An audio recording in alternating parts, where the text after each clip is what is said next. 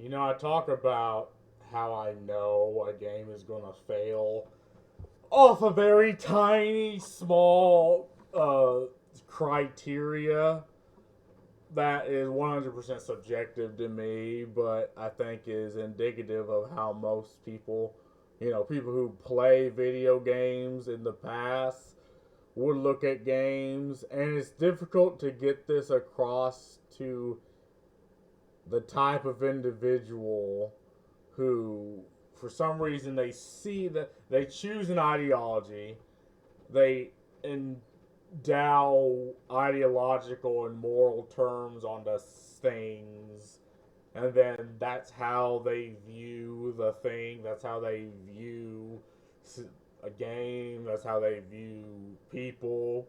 And you're trying to explain to these people, like, okay, this game's gonna fail, and they're like, all right, that's not right. And then it's like the ideological patch notes kick in.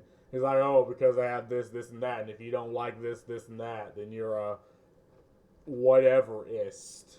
And it's difficult to explain to these people that no, this game, Dragon Age Inquisition, is going to fail, and I'm gonna tell you why. And I think this video will absolutely tell you why. So, well, let's just play the video, and I'll have my talking points while Our it's going. gods are back. Our gods. How do we stand against that? After 10 years, we're now just a little over a month away from playing. Okay. I try not to attack people's appearances, but you see this individual, and you see this individual, and you're like, no, I'm not gonna go there. No. We're now just a little over a month away from playing Dragon Age The Veilguard. I played a hefty 7 hours of BioWare's first original game since Anthem in 2019, and fourth mainline installment in the Dragon Age series, starting with the prologue and later loaded into several different saves. As a longtime fan, what I'll say is 10 years is a very long time, but so far, The Veilguard has... Yeah, 10 years is an interesting amount of time. Look, I remember when games cost a fraction as much to make and at a fraction of the time. And this was with a fraction of the technology we have nowadays. Like, 10 years, it's like what they did with the Prince of Persia, right? Yeah, the Prince of Persia, that new game, and nobody played it. And one, there's so many reasons. Like, one, it's called Prince of Persia. You don't play the prince, and it doesn't take place in Persia. And two, they turned a combo environment based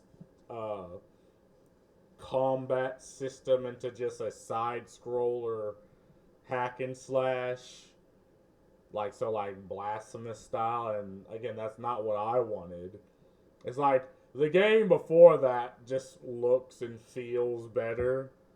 That game just feels cartoonish. So you have games that are coming out, sequels that are coming out that are worse than what came before, and this is years after what came before. But, and this is what I'm talking about, they want to erase the past because they never refer to what games used to be. Like, they believe, no, they've reinvented the wheel, they've cracked the code, and from here on out, this is how the game's supposed to be.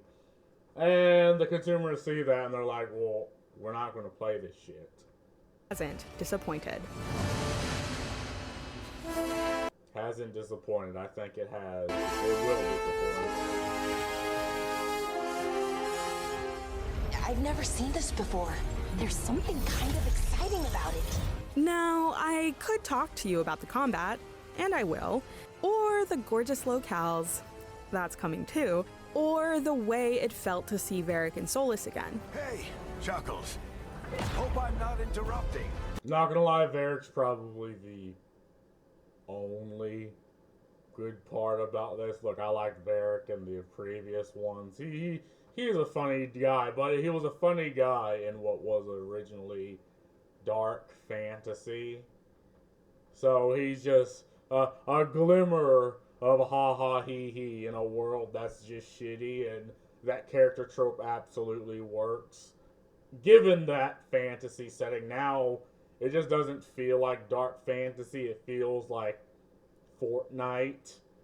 It feels like funny, ha ha, he, all colorful, this, that, and the other. And again, that's not what Dragon Age was. And I'm just looking off the trailer, right? I understand the game went through a huge overhaul, which is why it's going to take even more time.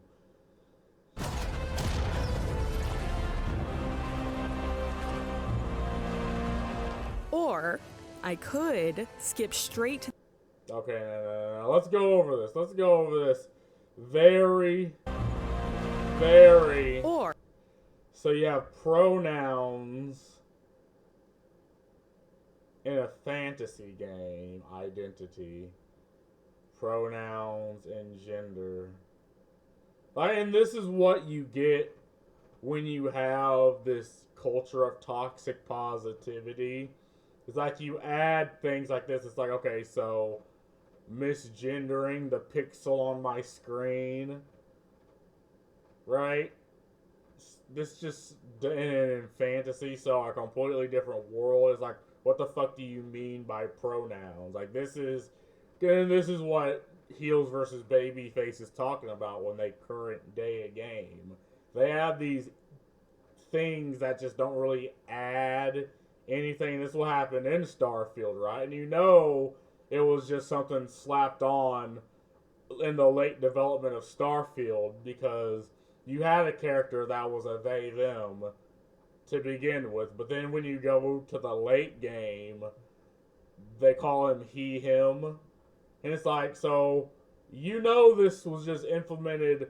They front loaded this just for the journalists that don't play fucking games to go, yup. But then they've completely dropped it. Or I...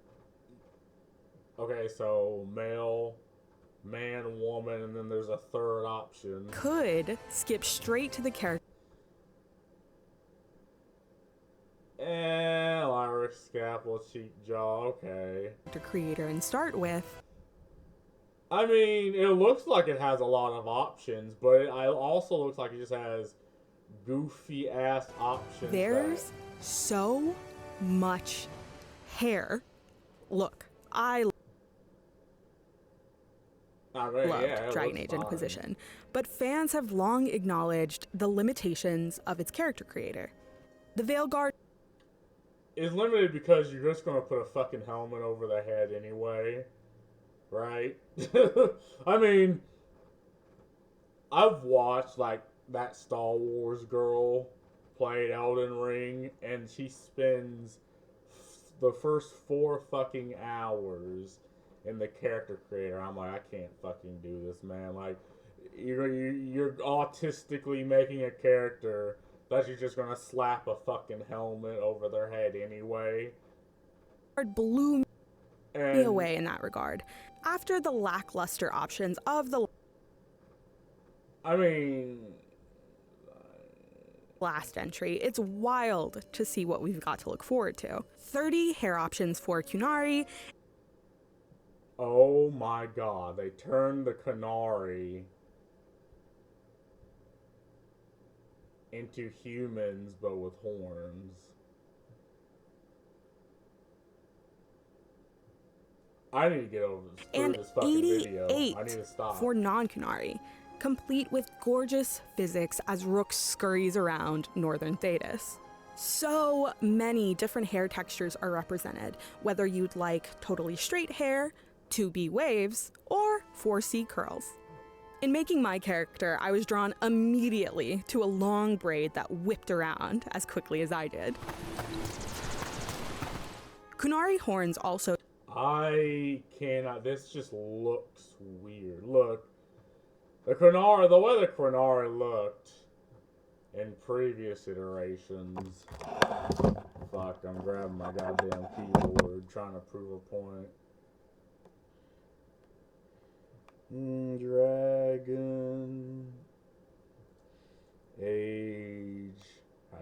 Quinari.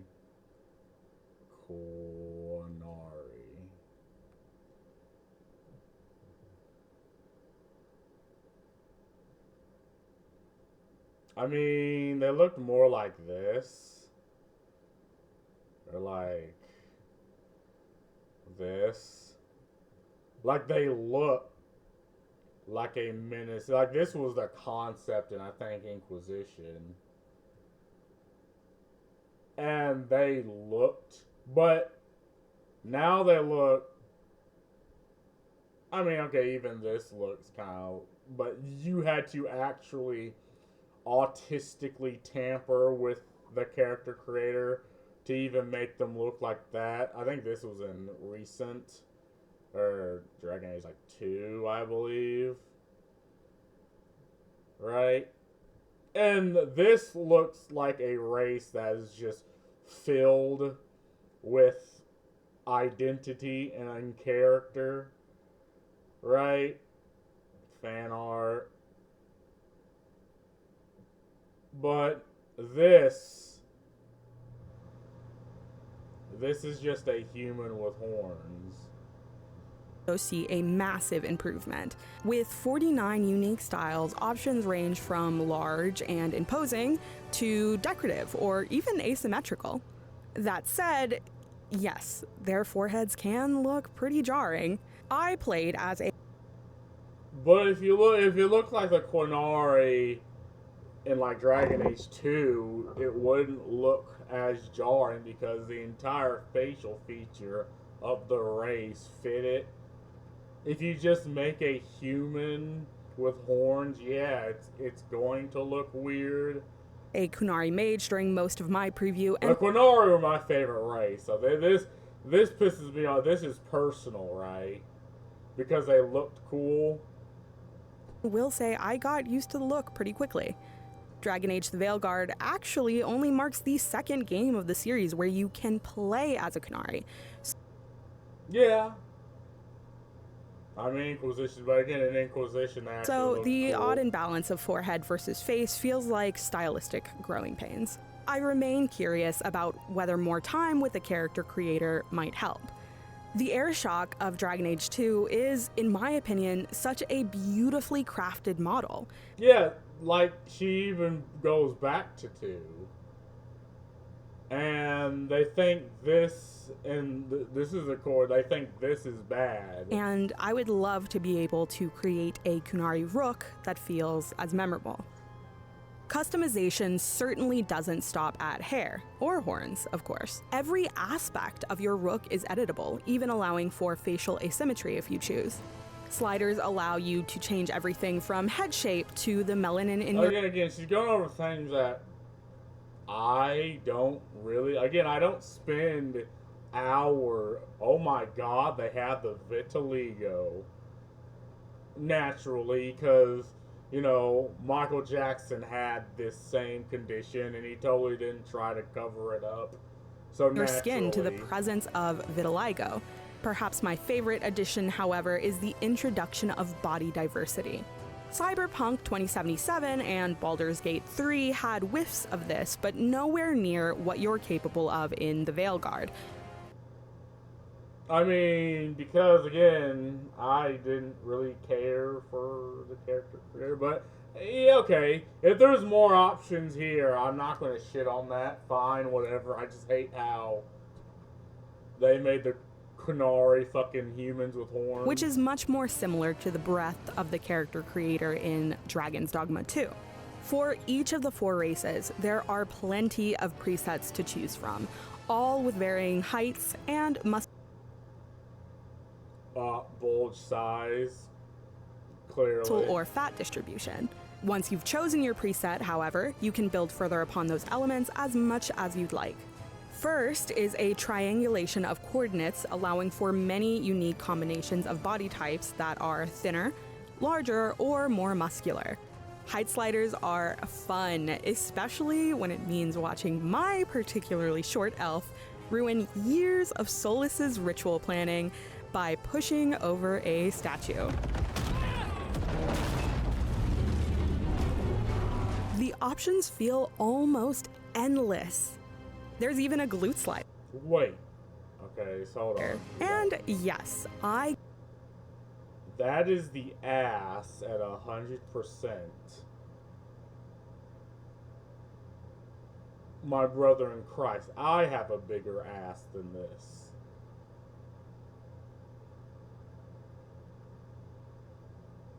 Chest, 45%.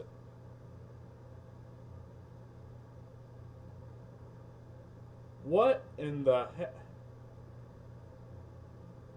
Oh, bulge size, naturally. But I gave my rook at one. 100%. I mean, they must really hate women. They must hate, because I know homies with asses bigger than this. Like, the homie be thicker than this. What the fuck is... So if you're a female with a ginormous gluteus maximus, you simply cannot see yourself, right? Because this is the ideology, right?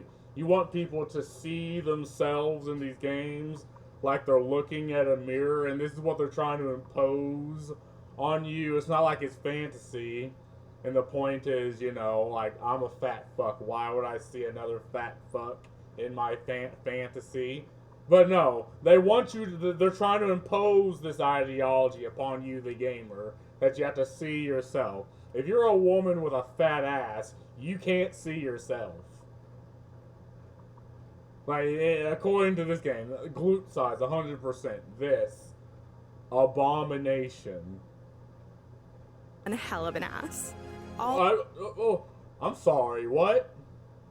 I gave my rook one hell of an ass.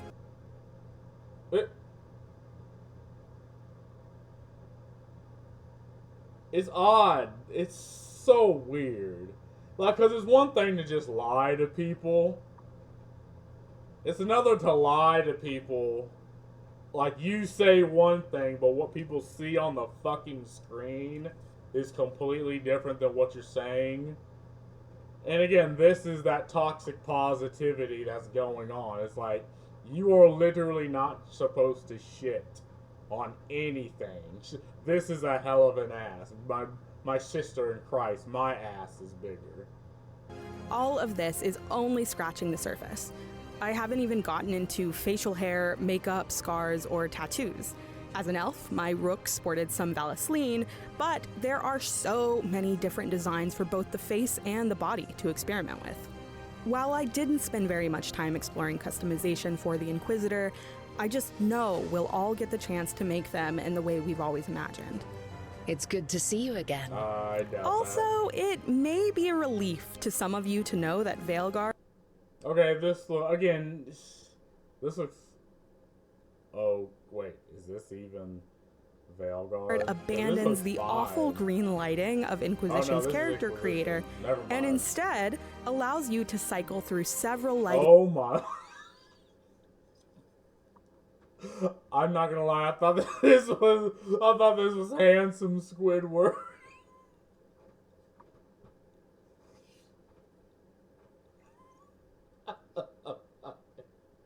Options in service of creating rooks that look just as good in gameplay. Oh, okay, so you can have different lighting for your ugly fucking character, because if you need to actually make not even a beautiful female character, but a serviceable body type B character.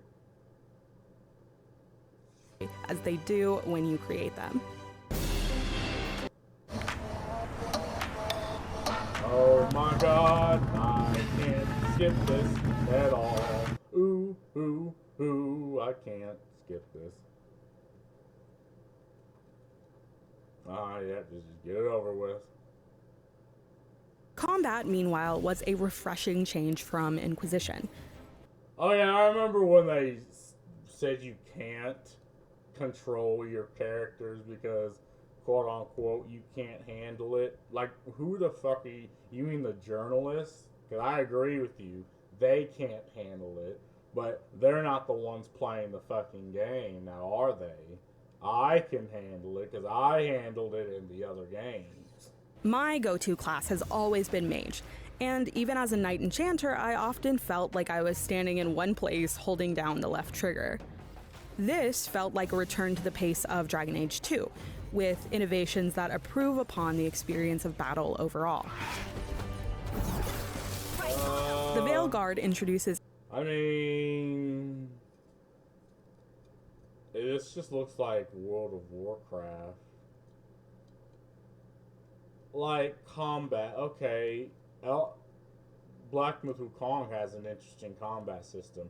Zaneless Zone Zero also does. And again, these are games, again, people see me play fucking Zaneless Zone Zero and they think it's very intuitive and I'm doing all these sort of combos and everything, but all I'm doing is just mashing the X. Like, good combat is combat that looks intricate and makes the person look like it's like the person, the player themselves are actually, you know, doing these flashy and hip combos when really they're not. Like, this is a new really fighting style for mages featuring an orb and dagger for close quarters combat. It's tailor-made for players like me who love magic, but also really like to stab. During my preview, I played through the prologue and then dropped forward into various points of Act 1, so I really got to quickly experience the progression Rook and their companions can go through as fighters. We may not be able to take control of our companions this time around, but the Failguard... Yeah, and see, that's a problem, because if you're just playing the same fucking old character over and over, it gets repetitive and boring. Like, because, again, I'm guessing your other characters, like, they have niches to fill, and they have ways to playing them that are better, and if you, the person, knows this, you can switch to the character and have them pop off, switch to another character, and have them pop off. Like, that's why you would switch between characters in Inquisition, because there's combos that you could absolutely pop off with. But if it's the AI, they don't really pop at all. really encourages strategizing with them. They'll call out to you when they've rebuilt their mana or stamina, and the ability wheel even suggests combos. My focus during the event was mission-driven, so I didn't get as much of a chance to interact with the characters as I would have liked, but even the brief moments of banter endeared me to them pretty quickly. It didn't break. You call that nice and quiet? Each class gets its own ultimate ability, think the focus ability, along with a ranged attack. For warriors, that means yeeting your shield like a giant metal boomerang. I've always played Dragon Age for... Yeah, but see, you can't have this thing where everyone can do everything, because this is what World of Warcraft is now. It's like everyone can heal, everyone can tank, everyone can DPS. This takes away the idea of classes. It's like, why even have specific classes at all if this is what you do, right? And I'm okay, and that ability legitimately looked cool, but the idea of having classes is, oh, you have people that specialize into doing specific things, and when they specialize in those specific things, they become the best at them, and when they do that, you have an all-around set group of characters. And I assume that this is because, again, you can't switch between your characters. Shield like a giant metal boomerang. I've always played Dragon Age for story and not combat, but with this new system, I had so much fun. I felt... I'm not gonna lie, the system just looks boring. And it looks boring because I can tell you're just button mashing shit. As opposed to, again, what games would do, make you do all these flashy fucking movements and everything. And attack, like I can tell, and sometimes she would even whiff attacks, right? And sometimes she wouldn't lock on right, and she would miss. And that's just a static, like this system looks like it was in like, I don't know, the PlayStation 3 era. Present during every encounter and Like, truly this looks accomplished like after every almost boss a mobile battle. game. That said, there's definitely a bit of a learning curve. I still found myself confusing controls a few hours in. Yeah, and see, that's a problem, right? You know, you're supposed, and I do this whenever I switch between games. But once I get into the meat of the game, it's like I understand. And I understand these because, again, they flow good. If this, you're just mashing a button, then mashing another button 3 times, then like, there's no I don't see any combo-based combat going It's a on. departure from all 3 installments, but luckily the Veilguard offers 5 different difficulty levels that you can change at will if you want to ease yourself in. And again, at every single point I'm gonna have this tangent, but I don't believe difficulty is needed in games anymore, because a skilled player is effectively going to nerf themselves, right, in order to get the most difficult situation they can, like Black Myth Wukong. I mean, and even Elden Ring, right? Like, the skilled players are going to play the least effective build just to get that level of difficulty, whereas a non-skilled player is, I don't know, going to use the fucking rivers of blood on every single goddamn boss fight. Like, difficulty's not needed because people will choose their experience with the in-game tools that they are required, not through an arbitrary setting, right? And what you get are games like Forspoken or games like Space Marine 2, where the game itself is not built with difficulty in mind. The difficulty is just smacked on there because people want, like, I want difficulty, but I also want the tools to handle it, right? Or hell, I'll even nerf myself depending on the type of items. Like, the difficulty in the, like, 2009, 10s, like 11, like, difficulty was innovative in and of itself, because even before that, you had just Mario side scrollers, Sonic, where you didn't really even have difficulty. It was up to you to learn the game at whatever the pace the game sets for you, or whatever challenges the game sets for you. But now games are so intricate and there's so many tools that difficulty, in my opinion, is just not needed. And people prefer just a single, straightforward experience as opposed to going through the game again with one type of experience, then changing a setting and going through the game again with another type of experience. Just have the game give you tools to cater your own experience. As a Dragon Age fan, the Veilguard felt like a homecoming of sorts.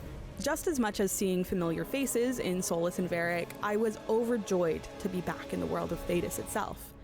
Moving us north allows for that sense of discovery I got in Inquisition, and if I'd encourage anything, it's to really look at your surroundings. Not only are there small environmental puzzles to entangle, along with small and effective moments of visual storytelling, but like, I'm looking at the visuals, it just looks bright and cartoonish.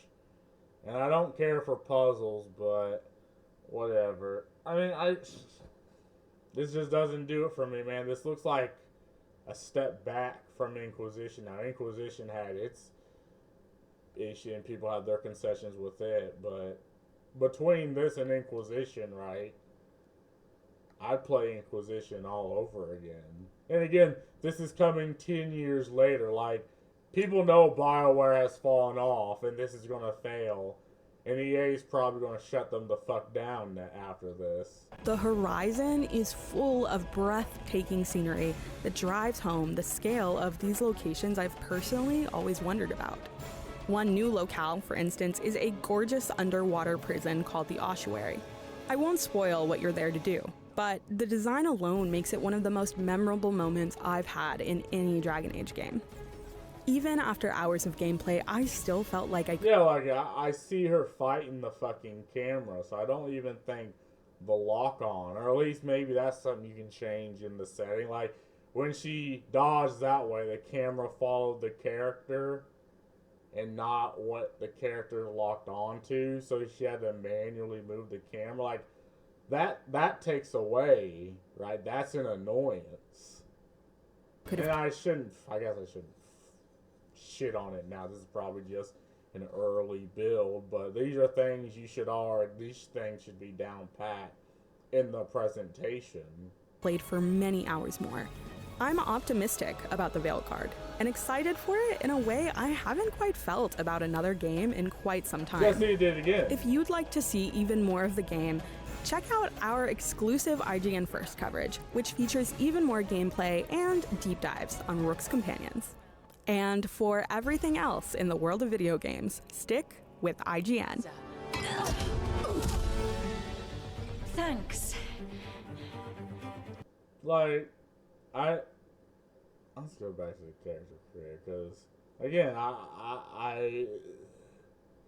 there's just all these little things added that don't change anything, don't mean anything.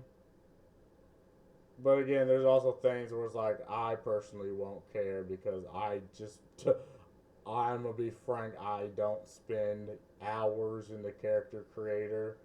I don't spend hours looking at things that I'm just gonna, like, please, for the love of God, cover this up. Like, I mean, if it was the Kiran in the previous games, I would actually be okay with it, but yeah, and again, they even go back to this, but she's like, oh no, this compared to this, now that this is more inclusive, this is better. A human with goofy horns versus that.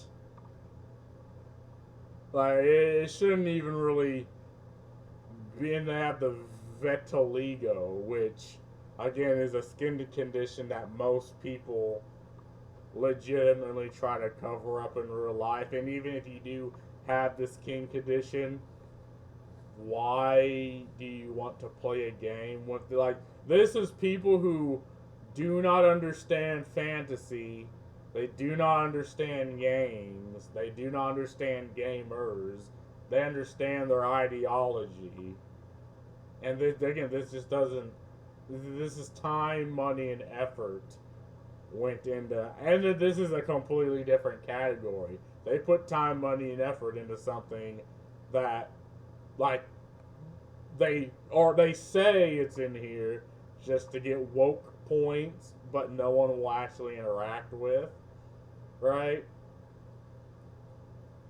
I can't get over the non-existent ass and small titties. Like, look, what if I want to make a dump truck of a human being? Like, you can't do that in this fucking game.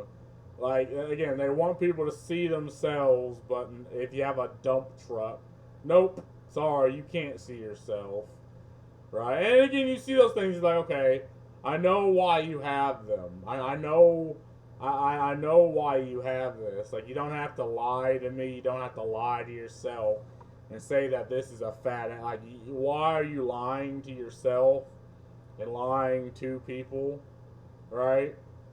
Like, please, for the love of God, stop. And anything else?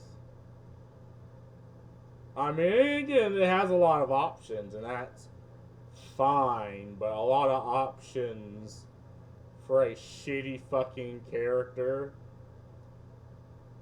Like, and I guarantee you mods will change this. Oh, that's your Inquisitor.